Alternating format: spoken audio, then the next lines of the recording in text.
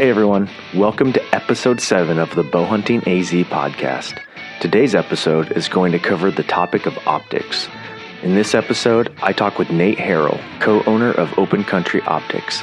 Nate and his company are revolutionizing the way the optics industry brings its product to the consumer market. As their slogan says, bringing the game closer. Nate and I talk on location at the Full Draw Bowhunters 3D archery shoot. So please forgive me for any additional noise that was going on around us. Nate has some killer insight on what optics will best fit our specific situations. Here's Nate.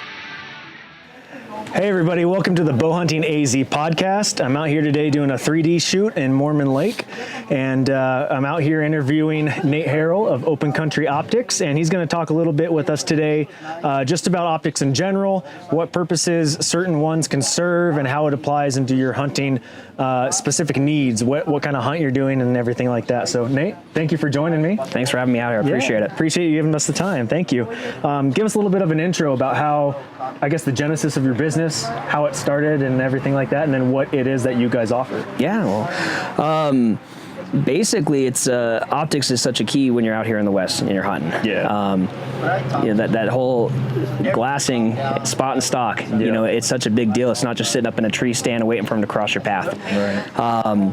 And so I haven't been hunting that long. I've been doing small game my whole life. Birds, fishing, things like that.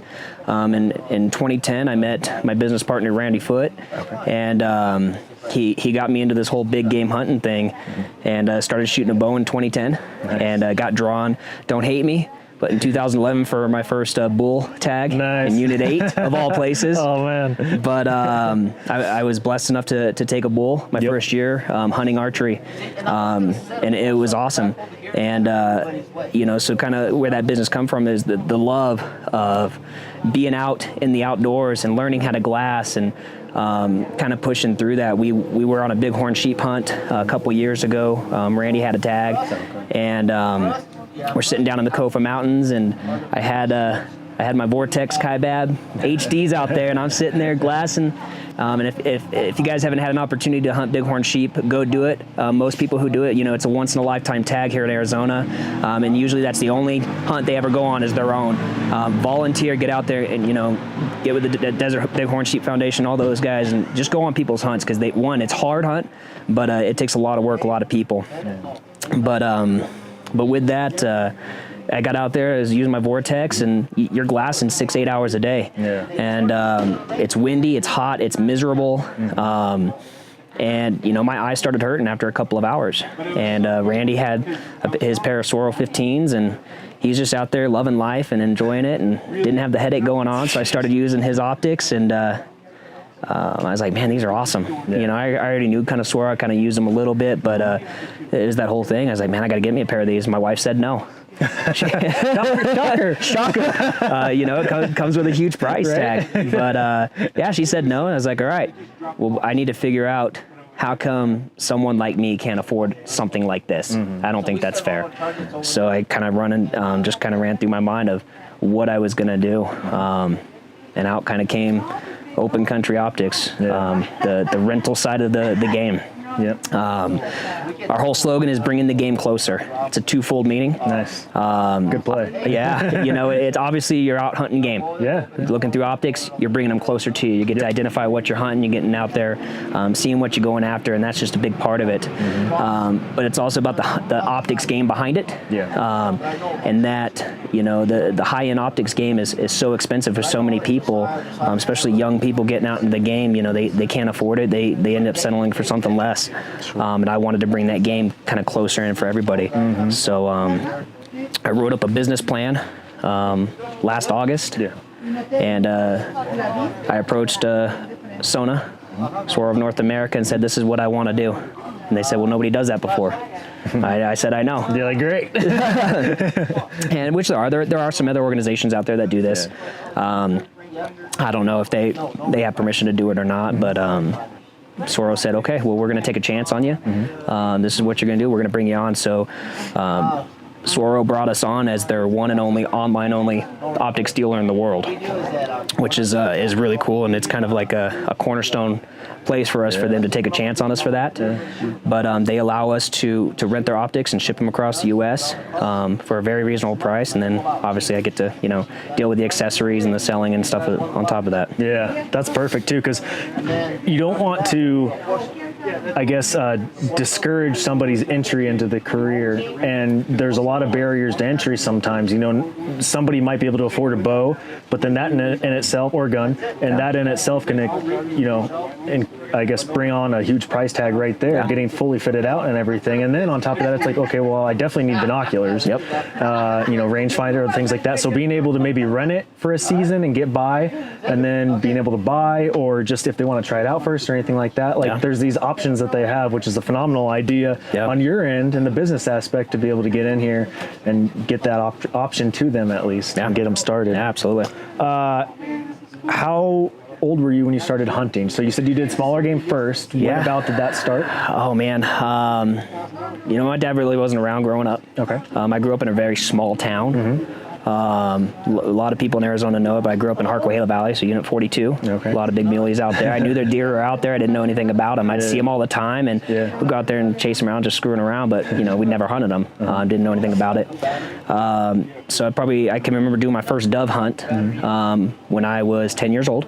I had a friend of mine, his dad had an extra shotgun, and he took me and my friend out, and he's like, hey, this is how you're going to dove hunt. Nice. So he started taking us out dove hunting. I fell in love with that, bought my first shotgun a year after that, and started dove hunting for years, and then got into fishing in that time too as well. So. Yeah. Have you harvested a muley yet out of that 42? I haven't. No? So I haven't Plans put it. to? I do. I would love to go back.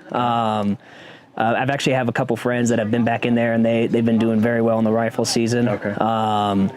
But I kind of stick to like I said, Randy kind of got me into the old big game thing, and I've been very blessed to take a mule deer, a coos, a bull elk, several javelina, all in the all since 2010. Since I've been hunting big game. That's awesome. It's been a wild ride, and they kind of give me crap for it because getting drawn for stuff this early, but I've been very blessed with Randy stepping up and Pops and Mark and all these guys kind of coming around me and teaching me what took them a lifetime to learn.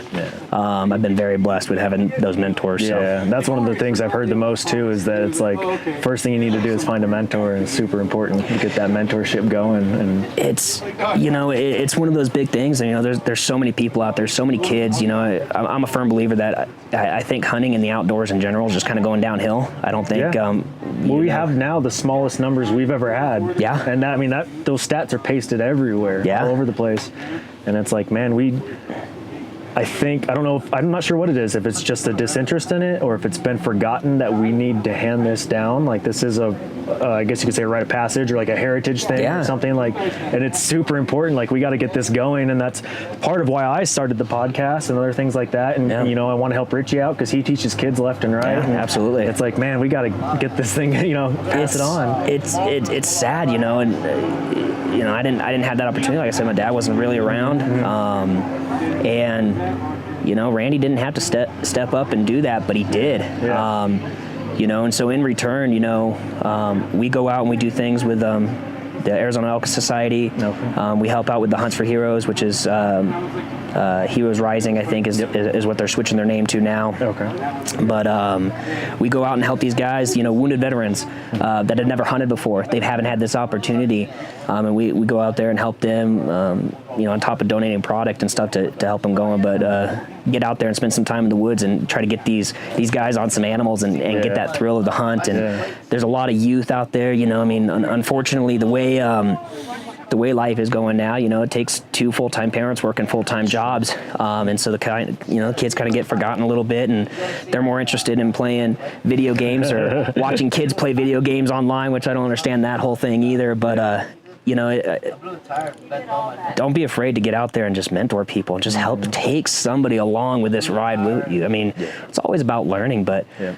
If we don't step up as hunters and as men, we're going to eventually lose this battle, and we're not going to have anywhere to hunt. Amen to that. Yeah, we need to step up. Are you a bow guy, or a gun guy? Man,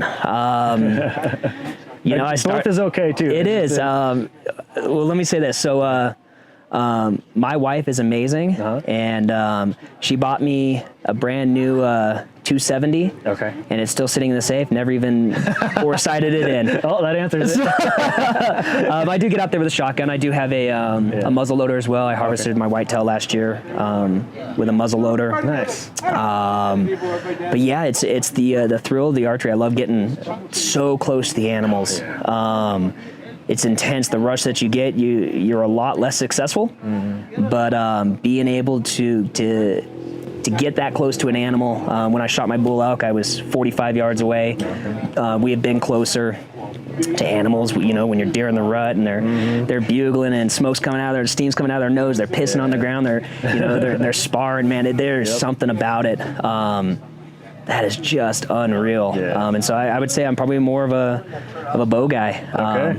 I picked up a 308 the other day and still haven't done anything with that. I've got guns. And I'll eventually use them. That's my, if I do use a gun, I've got an AR-10 that I'll use for my 308. Okay, yeah. That's what I'll do if I have to, but I prefer bow.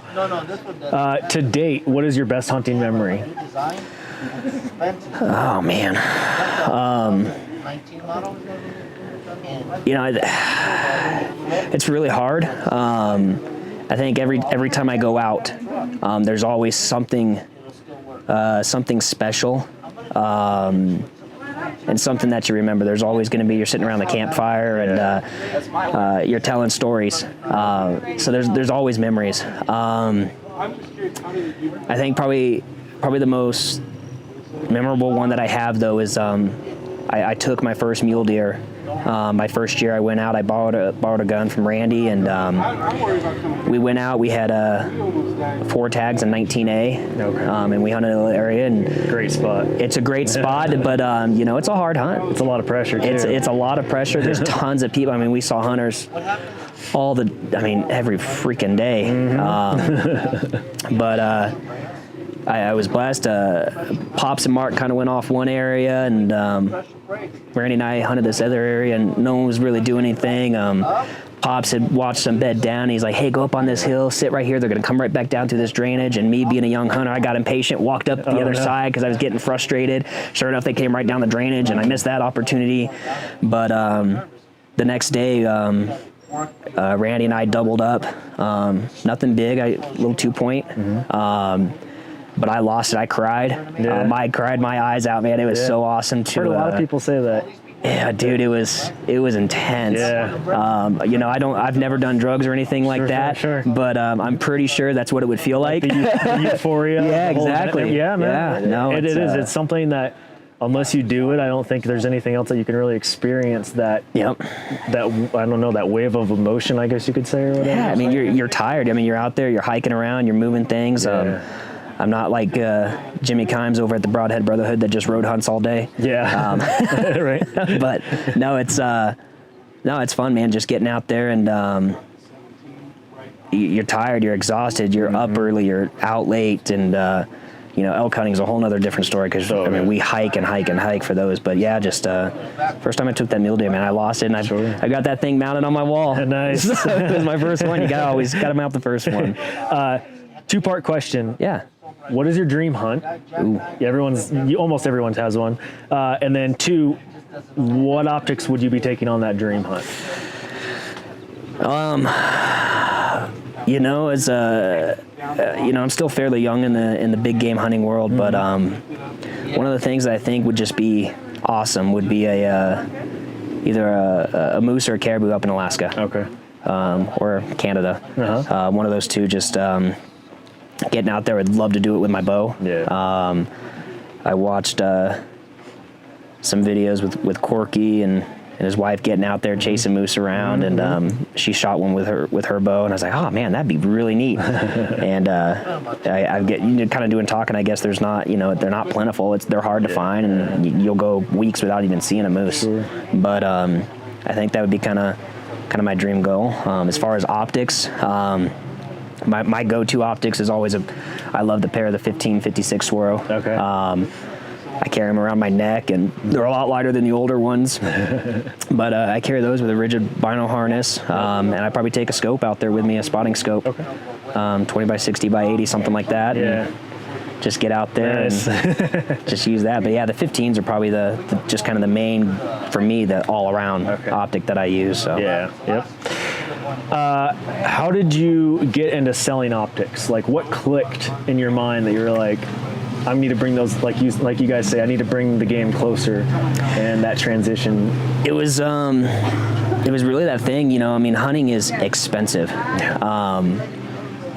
I've been blessed to have people around me that have had gear and borrow gear, and like, again, the mentorship and everything like that. I mean, I've gone borrowing rifles and borrowing camo and tents and trucks. Yeah. You know, I still don't have a truck right now. I sold it to do the business and, you know, get some skin in the game there. But it's, you know, the thing that really kind of clicked there was,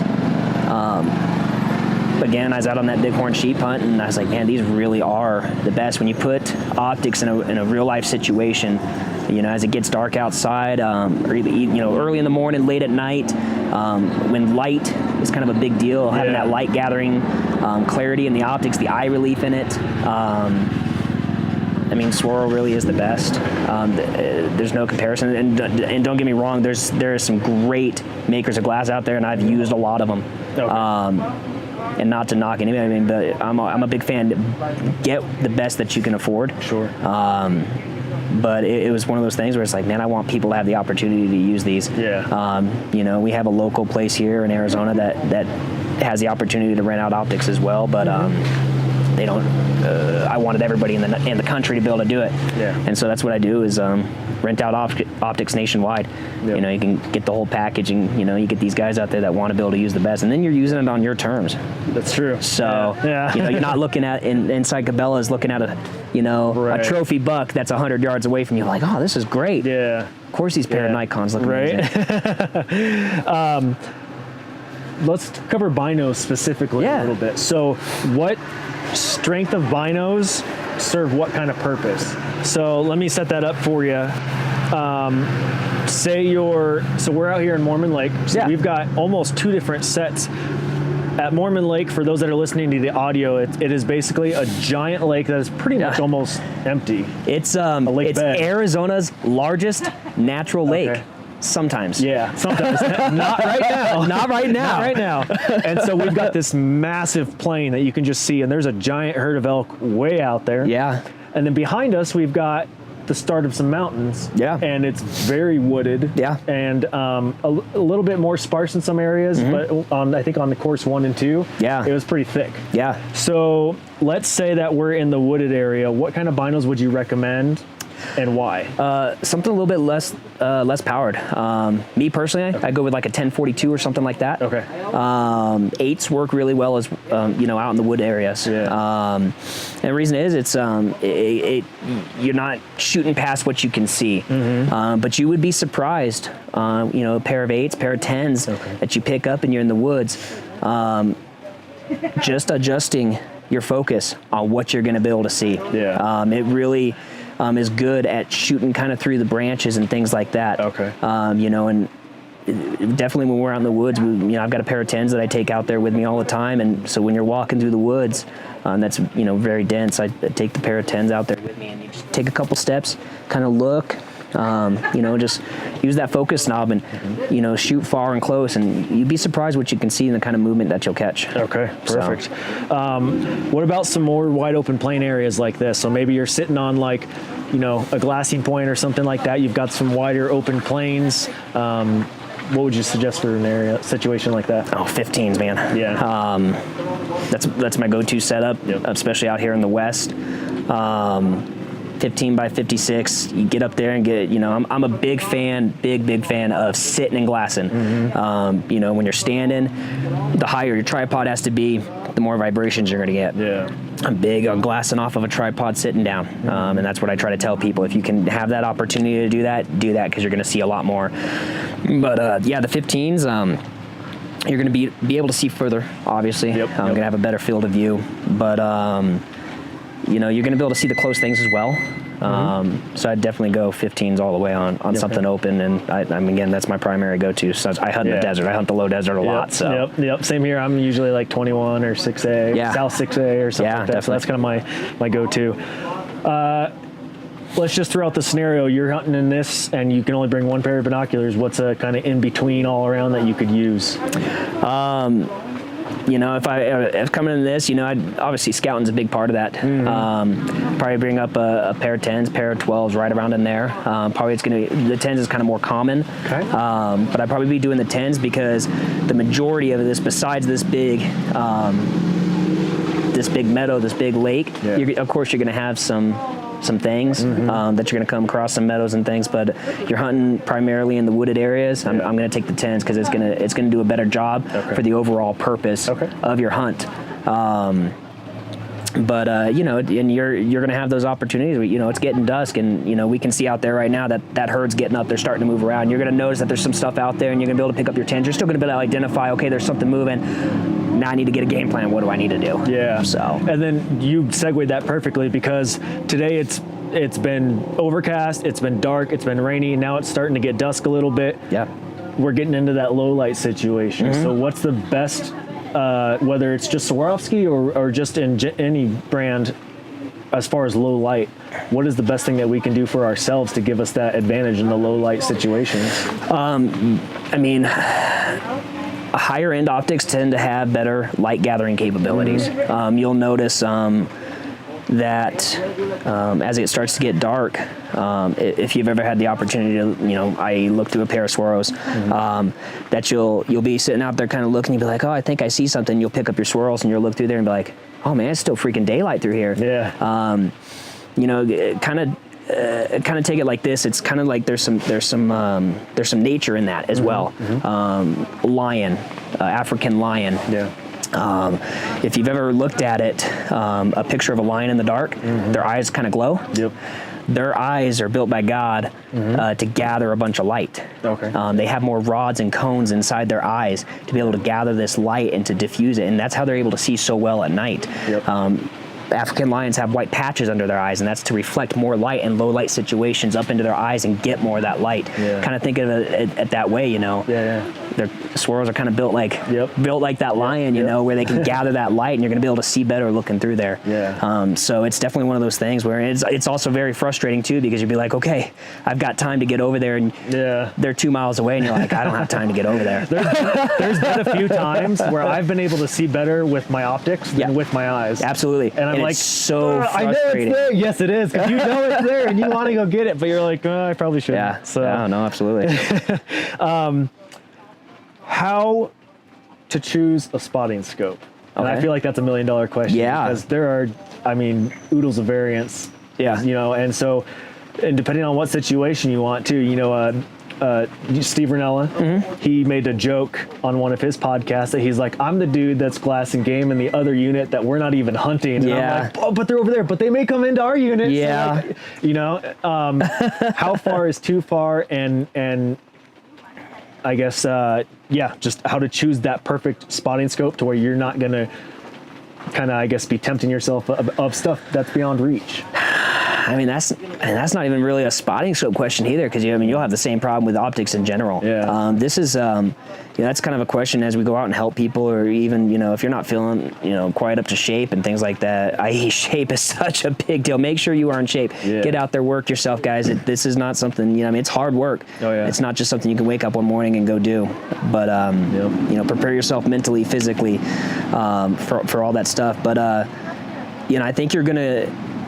That's a mental question. Okay. I think everybody's going to be their own. Yeah. A lot has to do with the time of season that is, what kind of game that you're hunting. Sure. How much light do you have left? It's going to be one of those questions. Okay, if you're seeing something that's a mile off and you've got an hour left of shooting light, are you going to be able to get onto and make an ethical shot in that amount of time? Right.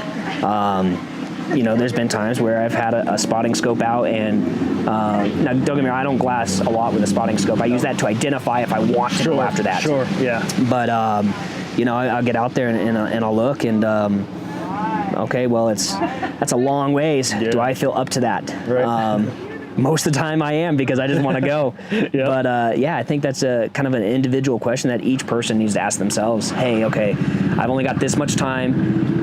You got to run through your game plan because obviously you're burning daylight. Yep. Okay, can I get there? Can I make an ethical shot? And do I want to pack it out tonight? Yep. Yeah, exactly. That's the thing too, is a lot of times we're not really thinking beyond that. Yeah. Because you're so excited by what you just saw. Yeah. You're like, let's go. Like, let's do this. Let's get the kill. And then you're like, oh crap, I gotta take it home still. There's been times, man, we've been out and you shoot something at dusk, you know, and then you kind of allow that time, depending on bow, rifle, whatever happens, so you don't jump them or anything like that. You want to make sure it's an ethical shot and that they're down. Mm-hmm. But we've been up at 1 o'clock in the morning packing out things, and it's miserable. You're tired, and then it'll rain on you. I mean, there's always something. But I've always been a fan. Pops always says that.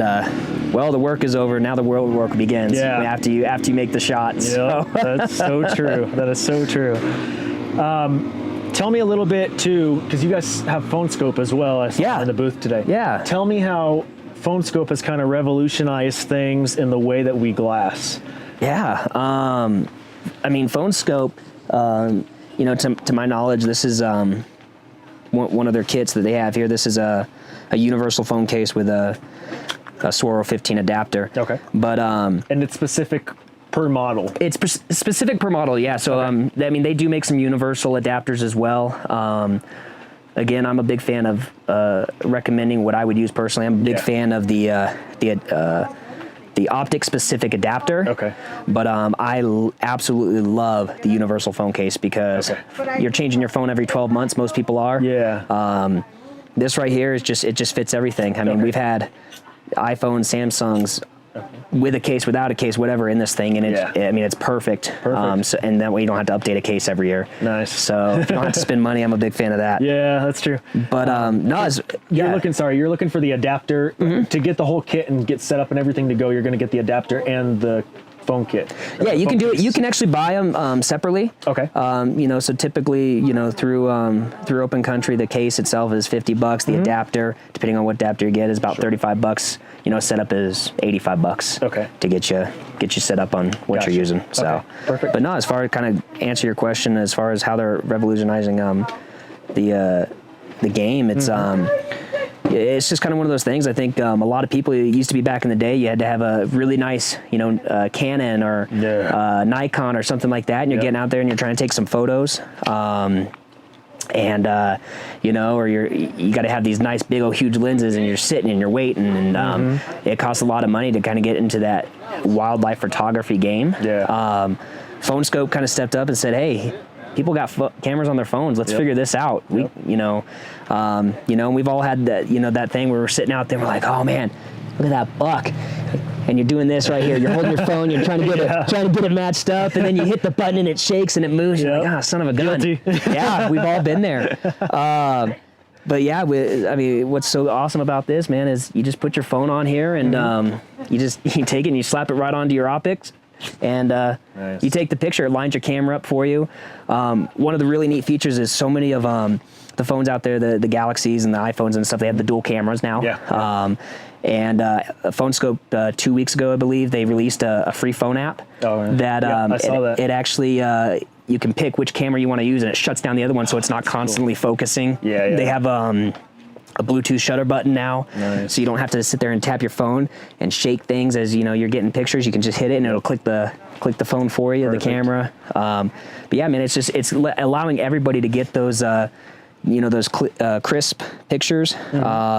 If you want to see some really awesome video and pictures, you check out their Instagram. I mean, several times a day they are posting really cool stuff. I love watching their kill shots. Oh, dude, their kill shots are amazing. What's that new product? This rifle? What's Scope Vision? Scope Vision. It's coming out. I think in July. I tried to get Tim to send me one for the shoot down here to play around. He said no, but it's really cool. It adapts to your rifle scope and kind of puts it around on the side, so you don't actually look at your phone while you're shooting. Yeah. But it can take video of your shots, and so that way you can kind of go back and you can kind of look at how you did, and just take video of what you're shooting when you're target practicing or even out there hunting. kind of one of the things I was talking. Yeah, I said we do some work with Hunts for Heroes. Kind of one of the cool things, but they take wounded veterans out. Yep.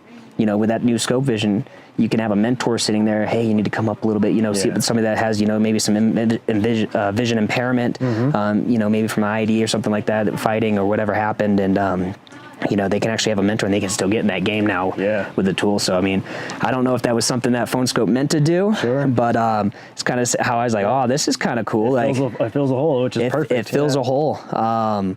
Yeah, man, I think, you know, they're doing a great job over there, and you know, they definitely care about helping people out and they want to get people in the field, but it's really cool when you can take a photo and if you're out there scouting, take photos of the, you know, the animal that you're looking at, and then be able to go back and harvest them and have the photos to kind of to help out with that. It's really neat. Yeah, especially if we have some rules change here soon. With the whole trail cam thing. You know, as far as I know, I don't know. It might still be up to date. I know they're making some changes, but I think for a general hunter, I think we're okay right now. I just can't have any live camera stuff out there. Right. But don't quote me on that. I'm not gaming fish. Yeah, well, hopefully that may be a way around it, but we won't say anything. So in photography, there's what's called the Trinity of lenses. Yeah. Okay. Are you familiar with that? Yeah, I am. Okay, so my wife's a photographer. So okay, nice. So am I. 14 to 24, 24 to 70, and the 70 to 200. Yeah. What would be the equivalent of an optics duo or trio to be that? So you're talking like short range, medium range, and long range. Yeah, man, I think it's going to be something, you know, that something like a 1042, just get that close range thing. You know, your mid to long range is going to be your 15s. And then that super long range is your spot and scope. Okay. You know, there's a lot of great scopes out there. Swaro has the new BTX that's out, which is, you know, equivalent to the Koas that are out. And what magnification would you suggest for the longer range? Man, I really like the 20 by 60 by 80. It's perfect for what I need. I mean, any further than that, man, I'm really debating if I want to hike that far. Yeah. Depending on what it is. One of my buddies, he didn't shoot today, but he stopped by because he has a place that his parents stay over here. And he busted that out. The 20 by 60 to 80. And we were looking at those elk over there. And it was like, that was what there was a nice bull, and they're probably out there. They're out there yesterday, probably about a mile and a half inside the 15s, and I could identify a bull. And so I was like, okay, you know, he's a good bull. I want to see how big he is. So then I switched out and got the scope out, and you know, I could tell he had 6 on him. So I was like, okay. You know, looking a mile and a half out there, that's pretty good. You know, so for you to see that far, you know, he's got some mass, and I'd probably be taking a little hike. Yep, absolutely. And then just reiterate again about how you're lowering the barrier to entry on premium optics to the general public, how the rental thing works. Cover kind of in-state because we are here in Arizona, but I mean, this podcast reaches everywhere. So if somebody's out of state, shipping times, stuff like that, how do they go about, and what are your typical, I guess, how long they're going to have the optics for? Yeah, absolutely. Just stuff like that. Just cover that whole rental game, because I think that's cool. They do that for lenses for photography. Yeah, absolutely. I had a big 150 to 600 millimeter telephoto, and I sold it just because I don't use it very much. And I said, well, when I go to Colorado, I'll just rent it and do that and stuff. So tell us then how somebody who's looking to rent, what their options are and everything. We have different brands that we use, that we rent out. We have a couple Vortex items, some Zeiss items. Obviously, our primary game is the Swaro. That's if you can use the best, why not use the best? Yeah. So this is your 15 package right here. Okay. So how we do it is you get a tripod. Oh, nice. So you do the tripod as well? Yeah, absolutely. And we don't charge. You were just doing the optics. No, we don't charge extra for that. Okay. So how it works is you go onto our website, www.opencountryoptics.com. Okay. That'll be in the show notes. Yeah. But you pick out, hey, I'm going to be hunting this time. This is what I want to use. Okay. This is where I'm going to be at, and. So what we do is we say, okay, you rent your optics, no deposit required. Basically, you pay for your rental. Okay. You do need a driver's license and your credit card to be on file. Sure. I mean, obviously, there's a lot going out there. Sure. But we don't charge you the price of the optics like some other organizations do. Mm-hmm. So no large, $3,000 deposit for your gear to get to you. Yeah. But you say, okay, well, I need the optics to be in my hand on this date, and I'm going to be done, and I can get them back in the mail on this date. Okay. And so what we do is, we use FedEx and UPS. Okay. We have accounts set up with them, and we send out the optics in time for them to reach you. Most of the time, they get there, a day or two early. No extra cost to you for that. Sure. We don't want any of that stuff. But it's customer service. yeah, we want to make sure you have it. Yeah. If you end up staying out on your hunt, let us know.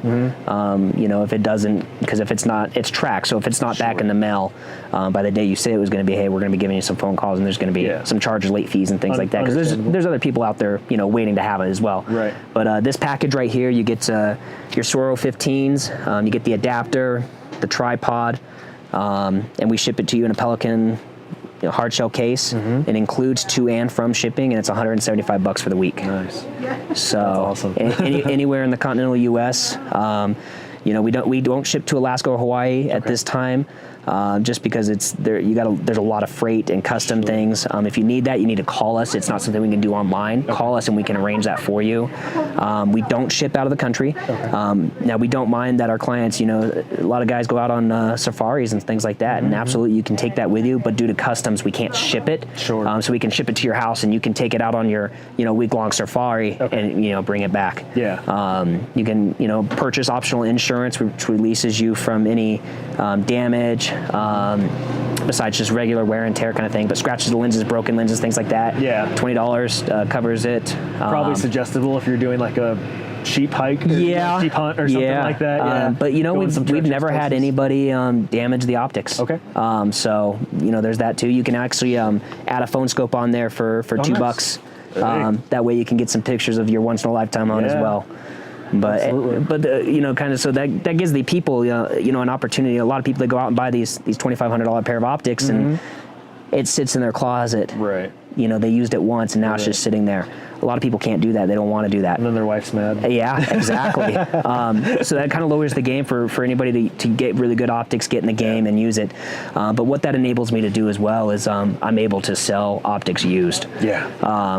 And that's kind of where the game really kind of comes into play for us is once my optics gets used, I won't say how many times, but on average, not very many. Yeah. It's extremely slightly used. Okay. And you get you buy it used at a significant discount over a brand new price, and you still get the case and the eye cups and the unregistered warranty card and the Swirl sticker that comes in the box. All this stuff. We should hook you all up with all that stuff. Yep.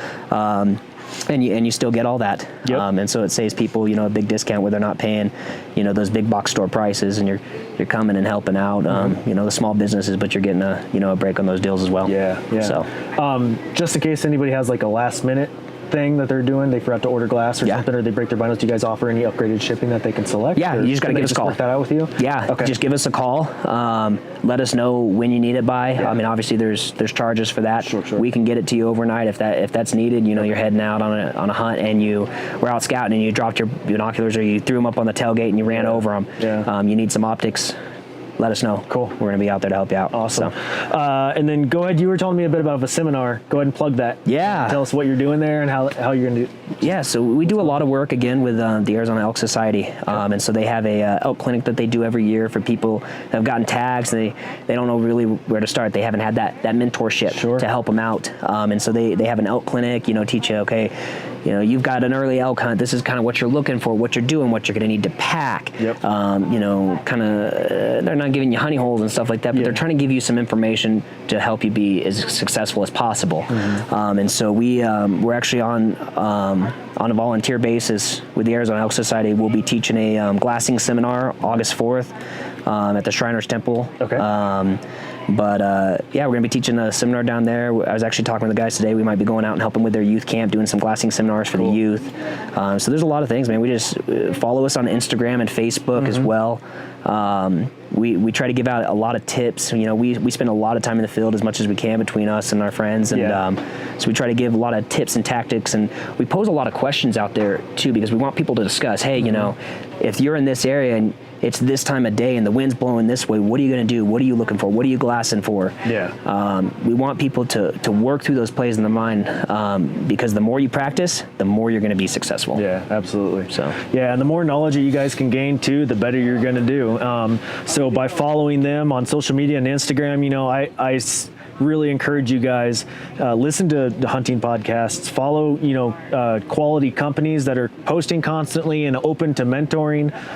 Anything that you get through me on this podcast or through my Instagram feed is always going to be companies that are super active. I will not recommend anybody that is unresponsive or doesn't have good customer service or anything like that. I am so hardcore about that. Yeah, absolutely. For instance, I had a pre-workout that I've been taking for a while, and I like my pre-workouts to get amped sometimes. I'm really tired. I'm an early riser, and so later in the afternoon when I hit the gym, I'm kind of hit a lull. I had a pre-workout that crystallized, and I messaged the company, said, hey, is this normal? No response. A couple weeks later, I said, hey guys, I'm having this issue. Is this normal? Do I need to send the product back? Should I just get a new one? No response. Posted it on Instagram, tagged the company, still no response. Wow. Another company saw that post and said, hey, go to our checkout, order this, this, and this. Here's a promo code, and we'll send you a bunch of free samples. Let us know if you like it, and we'll take care of you when that's, we'll discuss more later when that's done. I was like, boom, done. I know who I'm going to for pre-workouts now. So just any time that you can find a quality company that's willing to share information, willing to help you out, take care of you, stuff like that, do it. And Open Country Optics is a phenomenal, they've got a great feed. Like he said, you guys are dropping knowledge all the time. So definitely follow them, get a hold of them, reach out. What is your guys' email, contact information, social? It'll all be in the show notes too. Yeah, definitely. You can email us at info@opencountryoptics.com. You can reach me directly at nate@opencountryoptics.com. Again, our website is www.opencountryoptics.com. Hit us up on Facebook and Instagram. Our Instagram is open_country_optics. But again, we try to stay as active as possible on there. Yeah. You guys have done great. Thanks, man. We appreciate it. But that's how we initially connected too. So that was perfect. Yeah, man. We just want people to be successful. Again, we're not a huge company. We're small, and but our goal is if one more person comes into this and they're excited and they're we get that next generation of hunters, then we did our job. So yep, perfect. Well, hey, great. Anything else you'd like to plug or? Nah, man. I just appreciate it. Just again follow us. Just do the best that you can, guys. Don't give up. Don't get discouraged. It's a hard game. Sometimes people are blessed. Sometimes people are lucky. Find a mentor. Don't be afraid to ask questions and learn. And for those guys that are already in the game and that have been successful in doing the thing, go help somebody, man. It's not about you. It's not saying give out your sweet honey holes and things like that, but just take somebody along for the ride. You'd be surprised the kind of friendships and things that'll be built. I mean, somebody taught us how to do it, so we got to pass that on somewhere. Yeah. Absolutely. Cool. Well, hey, thank you for your time. Yeah, I appreciate it. It's been great. We're losing daylight, so we should probably wrap this up. Yeah. If you guys have any questions, feel free to reach out to them. If you have any questions for me, reach out to me, and we'll do anything we can to help you guys.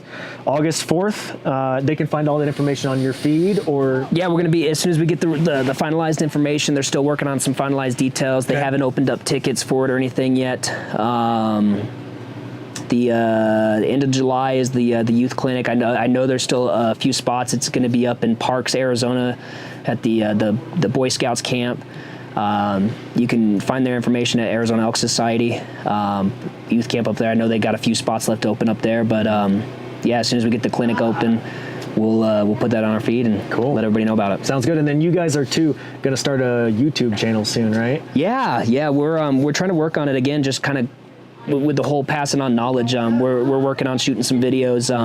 Just the basic thing. It's nothing that's super long or anything like that. It's some people don't know just the basics about optics. Yeah. How to set up your optics to your eye. Right. Adjusting the Doppler and getting on a tripod. Just little things, just basic things. I had a customer the other day that that purchased a package from us, an entire package, and he couldn't get the optics onto the adapter. He could not figure it out. Huh. And I'm just thinking, this is a really simple process. Like, you know what? I need to post a video about this. Just simple things. Things like just having a chair. We talk about, we love to sit. Having a chair, just something basic and simple that you can sit on and glass with. Just basic, simple, 1 to 2 minute videos. But we're still working on editing, getting that stuff up. But as soon as we launch that, we'll get it up on the website, and I'll let you know about it. And sounds good. Pass it along. Awesome. Well, hey, thank you, man. I appreciate your time. Yeah, I appreciate it. Thanks for talking optics with us. Everyone, thanks for watching. Make sure you follow, subscribe, reach out to him if you have any questions. Me, if you have any questions, bowhuntingaz88@gmail.com. Thanks for watching. It's getting dark. We're going to head out, or I'm going to head out. I don't know if you're staying here tonight. I'm going to bed. There you go. I'm tired, so I'm sure. I got a little bit of Monster left for my drive home. And, there you go. That's about it. So have a good one, guys. Thank you again. We'll see you on the next episode. This wraps up another episode of the Bowhunting AZ podcast. I'm sure we'll be doing more with open country optics in the future. If you have any ideas for a future episode about optics or glassing, send me a DM on social media or email me at bowhuntingaz88@gmail.com. In the meantime, please write and leave us a 5-star review. It'll really help us out. Make sure to subscribe and follow us on Instagram and Facebook at bowhuntingaz. Thanks for joining us again today. I appreciate it. God bless you, and we'll see you in the next episode.